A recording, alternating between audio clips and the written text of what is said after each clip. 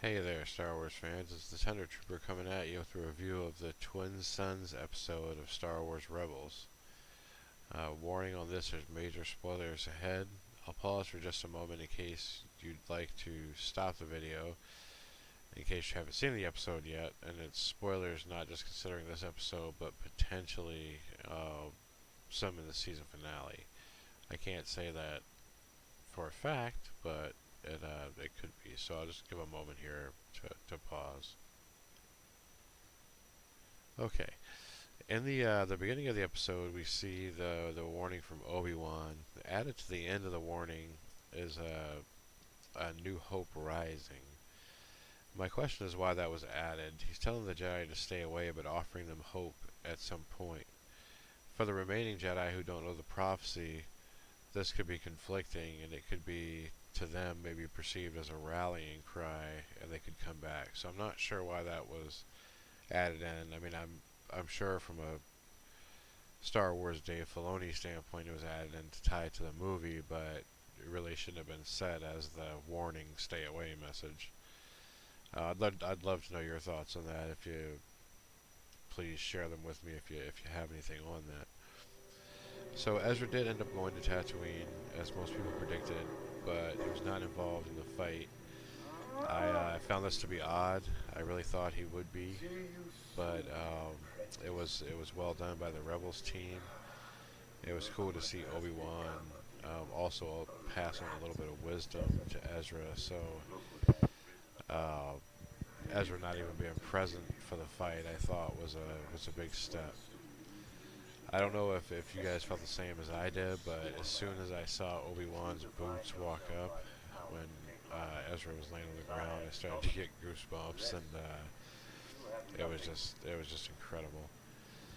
Uh, I don't know. I kind of had a holy crap moment there, and just it was really cool in my opinion. So the battle between Maul and Obi-Wan may have actually let Maul survive with some more missing limbs had he not mentioned Luke. As soon as he mentioned protection of Luke, Obi-Wan's lightsaber came on, and at that point it was on. Some fans may have thought it was too short and wanted to see a long saber battle between the two of them, but I thought it was perfect. What Obi-Wan says to Ezra is very fitting, that you don't survive as long as he has by being unprepared. I know he had a little more to say to it than that, but that's basically what it boils down to. You can see at the end of the fight, Obi-Wan has still compassion, even for Maul. I think in his solitude, he's come to realize that Maul was tricked by Palpatine just like everyone else was.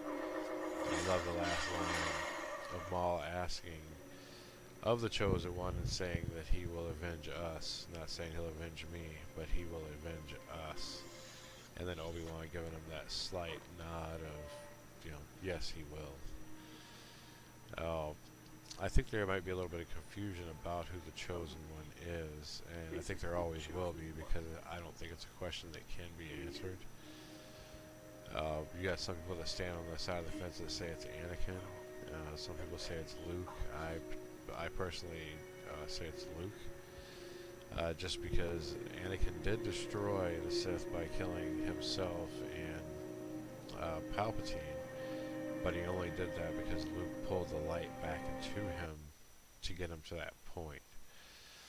And Anakin, when I say that, partially killed himself because Luke had already put a pretty good beat down on him before he picked up the Emperor with the Force lightning and electrocuted himself while throwing him over. That essentially ended the reign of the Sith because that was the power of two.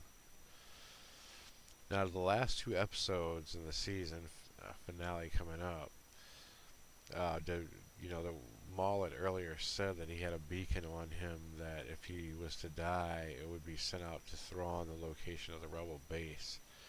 Is that still true? Did that happen? I think we're going to see that it does happen, but I don't know that for a fact, obviously. Let's see, that was mentioned in the episode with the Night Sisters when he went and got Kanan and Ezra, and I believe they were around the Bendu at that point when that had happened. We already do know that Fulcrum, aka Callus, tries to warn the rebels because that was in the preview, so that shouldn't be much of a spoiler. And he's cut off as he's trying to tell them. One question there is, do you think Callus will make it out of season 3 alive? Uh, Thrawn already obviously knows Callus as the mole, so to speak. Is he gonna let him live? Is he gonna escape? What do you guys think on that? Season 4, do you think we'll see any of Luke's story now that they showed Aunt Beru calling Luke?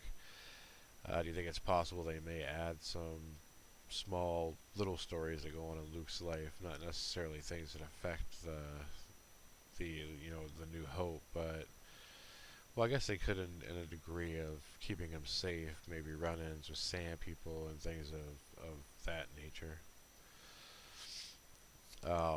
Also, Obi-Wan. Will Obi-Wan be back in season 4? I hope we do see more of him. Um, just seeing him in that episode was so powerful, but I know they won't allow Luke or Obi-Wan to take the story away from the main characters that they've built up.